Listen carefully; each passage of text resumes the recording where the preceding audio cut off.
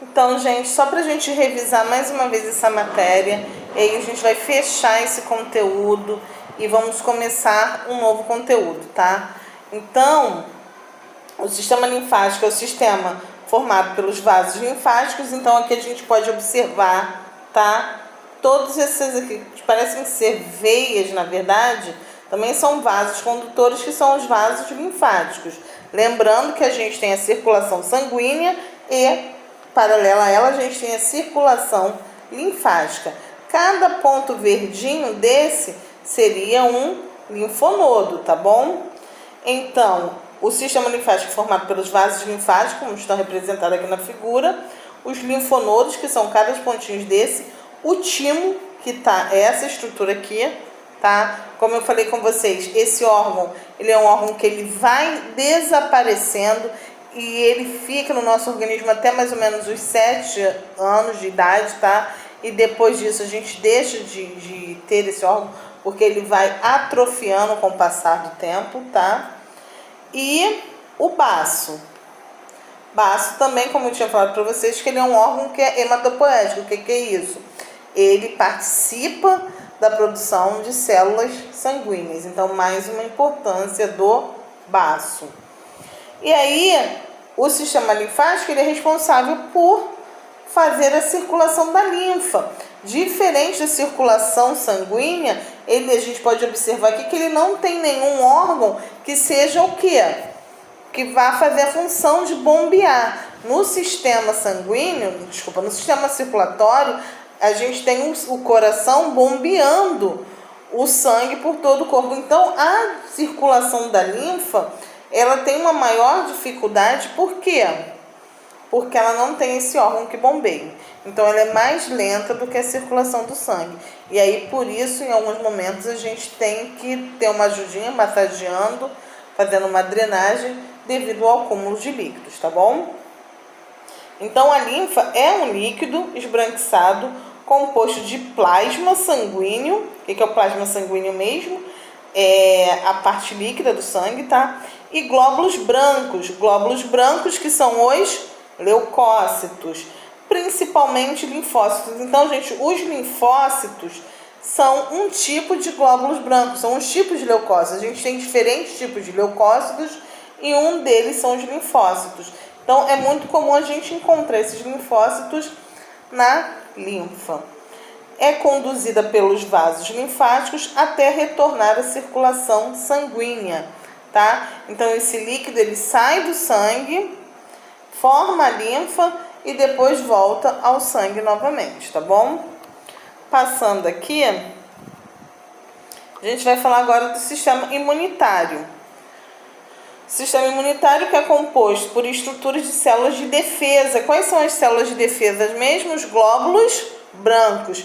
Por que eles estão juntos? Porque o sistema linfático, ele faz muito a circulação da linfa, que é composta por quê? Por linfócitos, que é um tipo de glóbulo branco.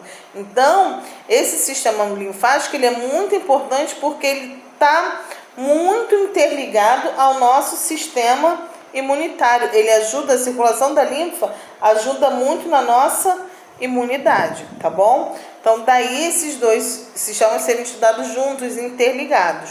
Porque, como a linfa contém uma grande quantidade de linfócitos, que são células que fazem a defesa do nosso organismo. Então, esse sistema está muito ligado à nossa imunidade, tá bom? Então, o sistema imunitário é constituído por estruturas e células de defesa, entre as quais se destacam os glóbulos brancos, leucócitos. E a imunidade, o que é a imunidade? Conjunto de mecanismos de defesa do organismo contra agentes estranhos.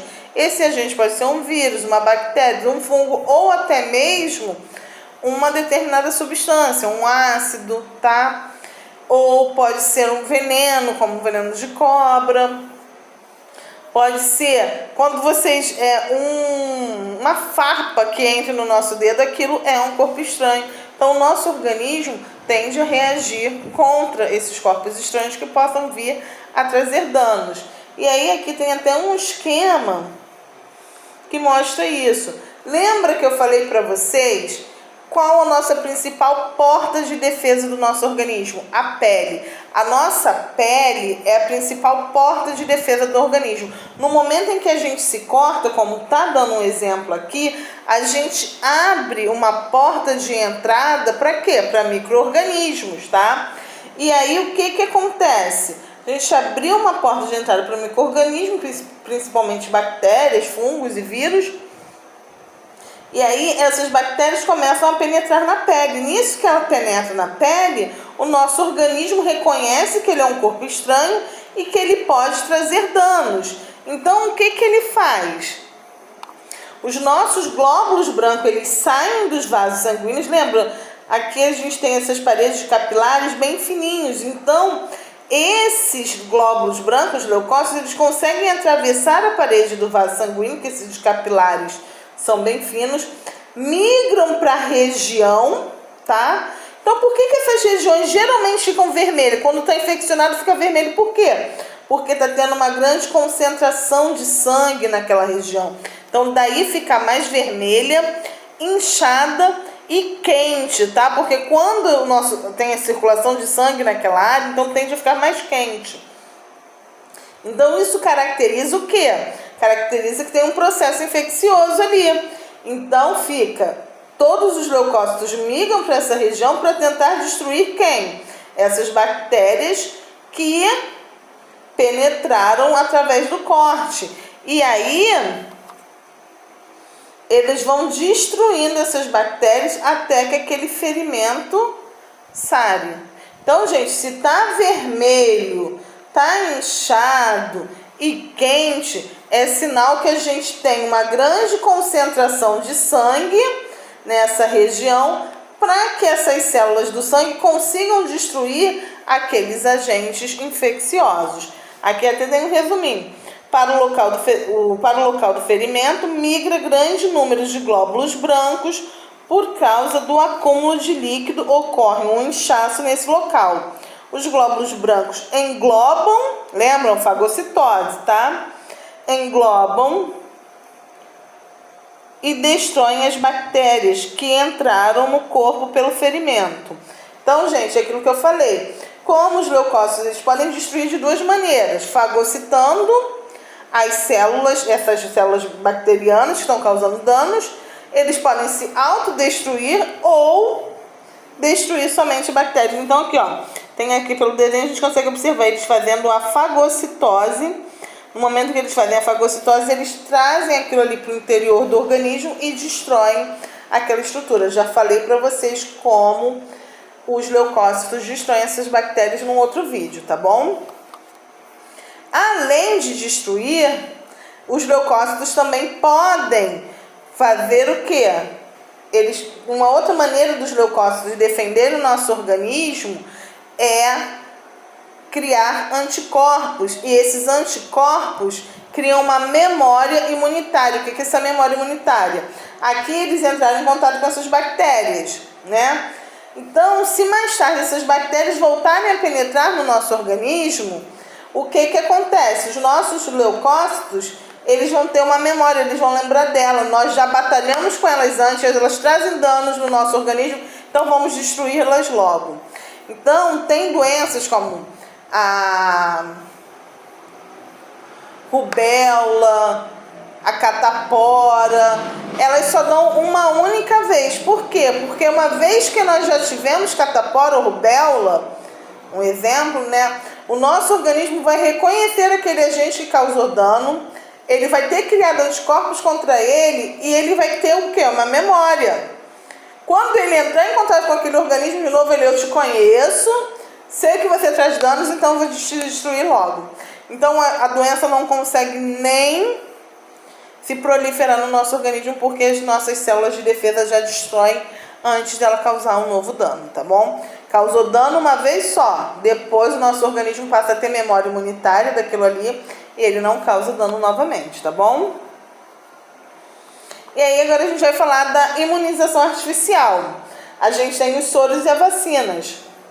Aumentam ou induzem a imunidade. Essa é a função dos soros e vacinas, aumentar ou induzir a imunidade. Soro, substâncias com doses elevadas de anticorpos produzidos por outro animal. Lembra lá do exemplo do cavalo que tem no livro de vocês, né? Então, gente, o que que acontece? O soro, ele já tem anticorpos prontos. Então, não adianta você tomar antes. Ah, eu vou para a mata, lá tem cobra, eu vou tomar logo o soro. Não adianta. Ele simplesmente vai tratar. Já a vacina, que é uma substância preparada com patógenos, vírus e bactérias mortos ou enfraquecidos, tá? Ou inativos, com fragmentos deles. Ele provoca a produção de anticorpos, que era aquilo que eu estava falando com vocês no slide anterior, e diminui a incidência de doenças que levam muitas pessoas à morte e até mesmo a erradicar algumas doenças. Exemplo, sarampo.